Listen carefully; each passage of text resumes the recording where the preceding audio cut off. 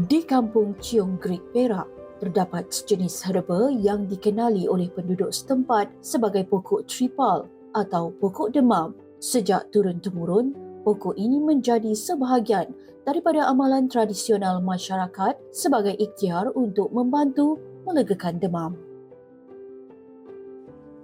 Ini pokok ini untuk ubat kanak-kanak yang macam demam panas. Kita boleh mandikan dia pagi-pagi ya.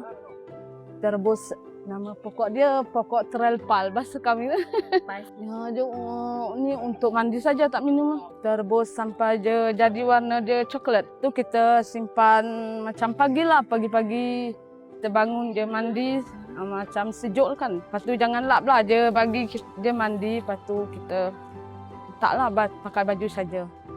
Menurut penduduk kampung, pokok tripal pada asalnya ditemui tumbuh liar di kawasan hutan. Melihat manfaat yang dipercayai terdapat pada pokok ini, penduduk mengambil biji benihnya untuk ditanam di sekitar rumah supaya lebih mudah diperoleh apabila diperlukan.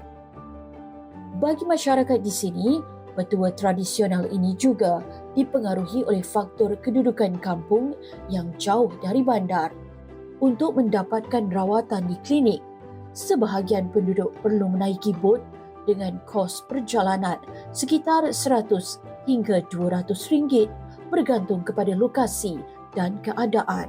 Oleh itu, ada yang mengamalkan petua ini sebagai ikhtiar sementara sebelum membawa pesakit mendapatkan pemeriksaan di klinik.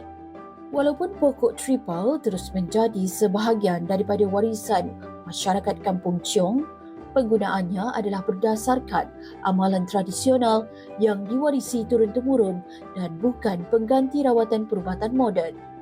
Warisan seperti ini bukan sahaja menggambarkan hubungan rapat masyarakat dengan alam semula jadi, malah menjadi khazanah ilmu tradisional yang wajar dipelihara untuk generasi akan datang.